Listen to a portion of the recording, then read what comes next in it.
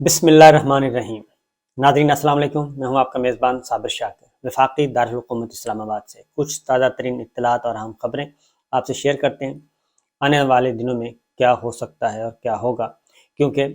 اب تھوڑی سی چیزیں آہستہ آہستہ سامنے آ رہی ہیں، اور عمران خان صاحب ہیں وہ الیکشن کی تلاش میں ہیں اور الیکشن ان کو نہیں مل رہا، اور وہ جو قدم بھی اٹھاتے ہیں اس کو کاؤنٹر کر دیا جاتا ہے، لیکن وہ پھر بھی اپنے تگدوں میں لگے ہوئے ہیں، اور وہ سمجھتے ہیں کہ اس وقت، اور یہ بات بھی صحیح ہے، کہ عام انتخابات کا ہونا بہت ضروری ہے۔ لیکن میں کچھ چیزیں آپ سے شیئر کرتا ہوں، 3-4 بلکہ 4-5 ہیں ایونٹس ہیں، ان کو ذرا دیکھوں تو ایسے لگ رہا ہے کہ اسکرپٹ تھوڑا سا بڑا ہے، اور ہو سکتا ہے میرے اور آپ کے قد کاٹ سے بھی بہت بڑا ہو، اور ایسے لگ رہا ہے کہ پاکستان اب اس ریجن میں کوئی گریٹ گیم دوبارہ سے سٹارٹ ہونے والی ہے، سٹارٹ ہو چکی ہے، اور وہ اس میں پاکستان نے کب کودنا ہے یا پاکستان کو کب مجبور کیا جائے گا کہ اب آپ نے کودنا ہی کودنا ہے،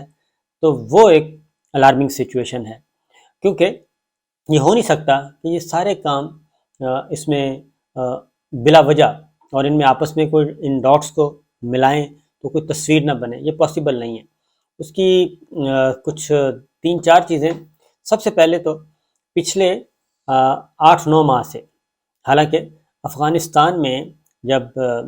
ڈکلائن ہو گیا، فال آف کابل ہو گیا، تو اس کے بعد افغان طالبان کی گورنمنٹ آئی، اس کے بعد پاکستان بڑا مطمئن تھا اور خوش تھا، اور اشرف غنی کی حکومت بھی ختم ہو گئی، افغان طالبان کی آ گئی کہ ٹھیک ہے، یہاں سے غیر ملکی فوجیں جو ہیں وہ جا رہی ہیں، اور جان چھوٹی سو لاکھوں پائے، اور اطمینان تھا، اور افغان طالبان کے ساتھ بات چیت بھی اچھی جا رہی تھی۔ لیکن پھر یہ ہوا کہ پاک افغان بارڈر پہ حرکتیں شروع ہو گئی، اور پھر افغان فورسز نے حملے کرنے شروع کر دیے، افغان فورسز نے، اور پاکستان کے علاقوں میں چمن میں حملے کیے، اور ادھر سے پاک ایران بارڈر بھی ایکٹیو ہو گیا، وہاں سے بھی کچھ شرارتیں شروع ہو گئیں۔ یہ 2 معاملات، اور اس کے بعد پھر جو قلعدم طالبان کے لوگ ہیں وہ پہنچ گئے سوات اور مردان اور ان علاقوں میں جہاں سے ان کو فارغ کیا گیا تھا، احتجاج شروع ہو گیا۔ یہ سارے کا سارا باجوہ صاحب کا زمانہ ہے، اور باجوہ صاحب کے زمانے میں ہی یہ سب کچھ ہوتا رہا، اور اس وقت کے DGISPR بابر افتخار صاحب اس کو ڈینائی کرتے رہے، لیکن پتہ چلا نہیں حقیقت ہے، اور کیوں چھپایا جا رہا تھا یہ سمجھ میں نہیں آ رہی۔ ہزاروں لاکھوں لوگ سڑکوں پہ تھے، لیکن سابق DGISPR بابر افتخار صاحب، جو کہ جنرل باجوہ صاحب کے DGISPR تھے، وہ اس بات کو چھپا رہے تھے، اور حالانکہ پورے خیبر پختونخوا میں شور مچا ہوا تھا، اور سوشل میڈیا پہ فوٹیجز، ویڈیوز شیئر ہو رہی تھیں، اور پھر مراد سعید جو ہیں وہ اکلوتے وہ وہاں پہ اس ایشو کو ابھار رہے تھے، ایشو کو سامنے لے کے آ رہے تھے میڈیا کے سامنے، اور مدد پکار رہے تھے، لیکن ڈینائی کیا جا رہا تھا۔ اس کے بعد کچھ ہی عرصے کے بعد اب بنو جو ہے کنٹونمنٹ ایریا، وہاں پہ دہشت گرد پہنچ گئے، اور وہاں پہ اچھی خاصی لڑائی ہوئی، اور اس میں 25 پھر مارے گئے، باقی کوئی گرفتار کر لیے گئے، کچھ سرنڈر ہو گیا، اور یہ ایک دوسری الارمنگ سچویشن تھی۔ اس کے بعد کراچی سے بوری بند لاشیں ملنا شروع ہو گئی، یہ ایک اور یہ میں آپ کو بتا رہا ہوں کہ بند کمروں میں یہ باتیں ہوتی تھیں، جو آف دا ریکارڈ بریفنگز ہوتی تھی اس میں یہ باتیں ہوتی تھیں، لیکن ان کو ڈینائی کیا جاتا تھا، لیکن لگ رہا تھا کہ کچھ گڑبڑ ہے۔ اس کی وجہ یہ ہے کہ لمبے ٹیلی فون کالز ہو رہے تھے، وہ بھی ڈرائنگ روم میں بیٹھ کے 50 منٹ، 60 منٹ کے ٹیلی فون کالز ہو رہے تھے بڑی طاقتوں کے وزراء خارجہ کو، اور گپے شپے لگ رہی تھیں، اور سمجھ نہیں آ رہا تھا کہ معاملہ کیا ہے،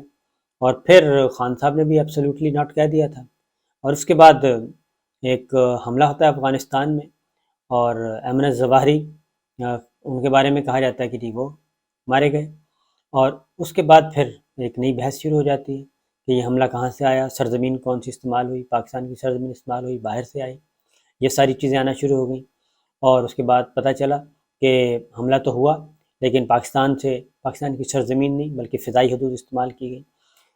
اس کے بعد کراچی میں نے آپ کو بتایا، اور اب اس سے بھی آگے چیزیں آ گئی ہیں، اور وہ اسلام آباد میں خود کش حملہ ہو گیا، اسلام آباد میں خودکش حملہ ہو گیا، گاڑی آ گئی، بارود لے کے آ گئی، اور اس کے بعد وہ پھٹ گیا، ہمارے اسلام آباد پولیس کے جوان شہید ہوئے اور باقی زخمی ہوئے۔ تو یہ سب کچھ ہو کیا رہا ہے؟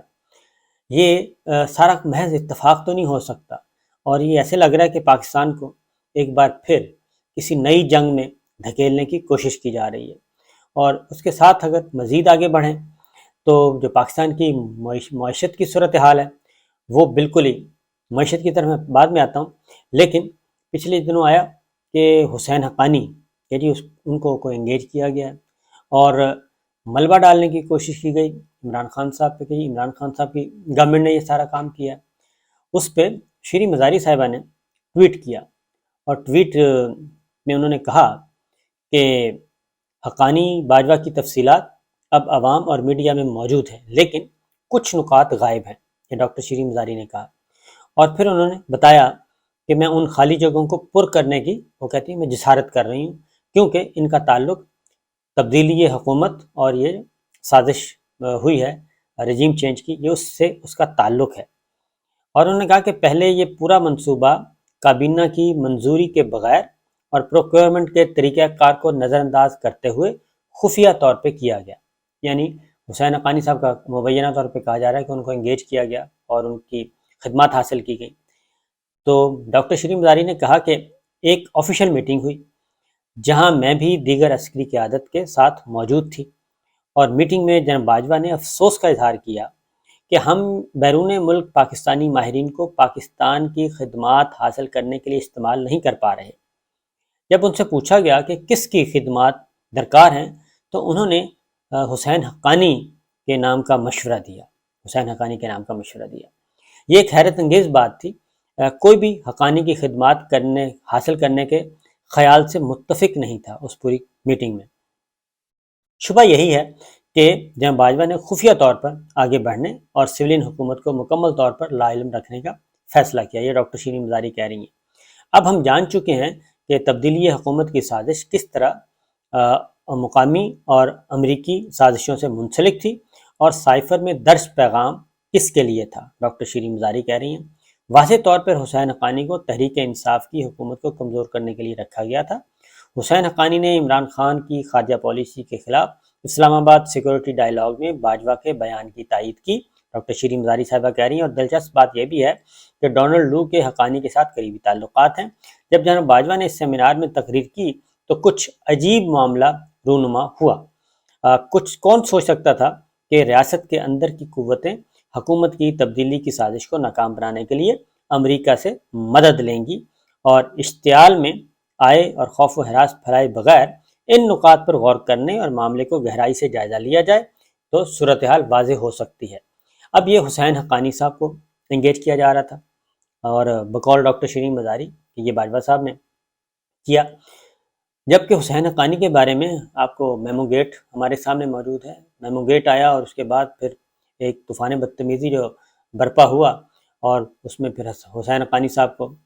باہر جانا پڑا، اور پھر منصور اعجاز کو آنا تھا، دبئی میں آ کے بیٹھ گئے کہ اسٹیٹمنٹ ریکارڈ کریں نہ کریں۔ وہ مانگ رہے تھے اپنے ایڈوکیٹ اکرم شیخ صاحب سے شورٹی مانگ رہے تھے کہ جی میں آنے کے لیے تیار ہوں، لیکن گارنٹی میں آپ سے لوں گا۔ تو اکرم شیخ صاحب نے اس دن، اتفاق کی بات ہے مجھ سے بھی، میں بھی ادھر ہی تھا، تو انہوں نے مجھ سے بھی پوچھا، کیونکہ میرے سامنے منصور اعجاز جو ہیں وہ ان کے ساتھ ویڈیو لنک پہ موجود تھے اپنے گھر میں، اپنے گھر کم آفس جو ہے اسلام آباد کا۔ تو یہ باتیں ہو رہی تھیں، جبکہ دوسری جانب اسٹینڈنگ کمیٹی کہہ رہی تھی کہ جیسے ہی وہ آئیں گے تو ہم ان کو ECL میں ڈالیں گے اور پھر واپس نہیں جا سکیں گے۔ وہ واپس جائیں گے تو تحقیقات پوری ہوں گی کہ آخر اس کے پیچھے، میمو کے پیچھے ہے کون، میمو گیٹ کے پیچھے۔ تو یہ یہاں تک معاملہ۔ تو اب ان کو، اور یہ پھر میں نے جو سارے ایونٹس بتائے ہیں یہ از خود ایک حیران کن ہے کہ یہ سارے یکے بعد دیگرے ایونٹ ہو رہے ہیں، اور ایسے لگ رہا ہے کہ ایک کوئی یہ ہمارا جو خطہ ہے ایک بار پھر کوئی ایک بڑی جنگ کا حصہ بننے والا ہے، یا پھر بڑی کوئی انریسٹ پیدا ہونے والا ہے، اور اس ریجن میں کچھ گڑبڑ ہونے والی ہے، کیونکہ ورنہ تو یہ معاملات اتنی جلدی سے، اتنی آسان، یہ سارے ڈاٹس اس طرح ملتے نہیں ہیں، کیونکہ بلوچستان اس کے علاوہ ہے، کراچی آپ کو بتا دیا، خیبر پختونخوا بتا دیا، اور بلوچستان میں بھی کم و بیش یہی ہے، کیونکہ وہاں پہ بھی چیزیں چل رہی ہیں، وہاں پہ پھر دوبارہ سر اٹھا رہے ہیں، ہمارے جوانوں کو وہاں پہ شہید کیا گیا، بہت زیادہ جوانوں کو شہید کیا گیا، حملے ہو رہے ہیں، اور اب اسلام آباد میں پہنچ گیا خودکش حملہ، اور یہ ایک بہت ہی ایسے لگ رہا ہے کہ انبلیویبل ہے، کیونکہ 20 سال ہم نے یہ لڑائی لڑی، اور 20 سال میں جو قربانیاں دیں، اور ہم واپس 20 سال پیچھے جا رہے ہیں، دنیا آگے کی طرف جاتی ہے، یہ پیچھے جا رہے ہیں، اور یہی حال اس وقت ہماری اکانومی کا ہے۔ اکانومی میں جو صورتحال ہے وہ تمام آلموسٹ تمام جتنے بھی ہیں انٹرنیشنل باڈیز ہیں، وہ سب کی سب پاکستان کی اکانومی کو مزید نیچے جاتا ہوا دیکھ رہی ہیں، کیونکہ صرف اسٹیٹ بینک کے زر مبادلہ کے ذخائر میں $1 ارب کی مزید $1 ارب کی مزید کمی ہوئی ہے، اور جو زر مبادلہ کے ذخائر ہیں کم ہو کے $6 ارب تک آ گئے ہیں، اور مزید 70-80 کروڑ روپے گر گیا ہے، اور مزید پیسے آپ کے پاس ابھی تک آ نہیں رہے۔ IMF کے ساتھ مذاکرات جو اسحاق ڈار صاحب کے ساتھ ہوئے ویڈیو لنک سے، وہ بھی اس میں ابھی تک کڑی شرائط ہیں، کامیابی نہیں ہو رہی، اور جو باقی ہیں موڈیز اور فچ جو ہیں وہ فک کے بعد موڈیز اور فچ جو ہیں وہ پہلے ہی آپ کو نیگیٹو میں لے آئے تھے، ریٹنگ گرا چکے ہیں، اب S&P نے بھی پاکستان کی ریٹنگ کم کر دی ہے، اور ایکسٹرنل رسک میں پاکستان کی ریٹنگ 3C+ کر دی ہے، اور 3C+ کے بعد، اور پاکستان کو قرضوں کی ادائیگی کا سنگین مسئلہ انہوں نے کہا جی رہے گا، اور یہ پریشر اگلے سال بھی رہے گا۔ یہ ہے پاکستان کا معاشی آؤٹ لک، سیاسی عدم استحکام کی وجہ سے بہتر ہوتا ہوا نظر نہیں آ رہا۔ یہ ایک جملہ آخری جو ہے وہ ہے کہ پاکستان کا معاشی آؤٹ لک سیاسی عدم استحکام کی وجہ سے بہتر نظر نہیں آ رہا، اور اس میں بہتری کی امید نہیں ہے۔ تو جب آپ کا یہ سارے جرائم جو ہیں یہ جتنے بھی ہوئے ہیں، کیونکہ پاکستان امن کا گہوارہ بن چکا تھا، پاکستان ایک رول ماڈل بن چکا تھا کہ کس طریقے سے اسے دہشت گردی کے خلاف جنگ میں پاکستان کے اندر سے صفائی کی پاکستانی فورسز نے، یہ سارے کا سارا پچھلا ہوا ہے جی 1 سال کے اندر اندر ہوا ہے، جب یہ رجیم چینج کا ڈرامہ کیا گیا، اور اس دوران یہ ساری معاملات نے سر اٹھایا ہے۔ ہمارا پاک افغان بارڈر، پاک ایران بارڈر، اور ایسٹرن بارڈر، اور ساتھ ہی ساتھ اب یہ خودکش حملے اسلام آباد تک پہنچ گئے ہیں، تو ہم پیچھے 20 سال پیچھے کی طرف جا رہے ہیں۔ سیاسی عدم استحکام اور وہ دن بدن بڑھ رہا ہے، اور اس لگ رہا ہے کہ یہ سارے کا سارا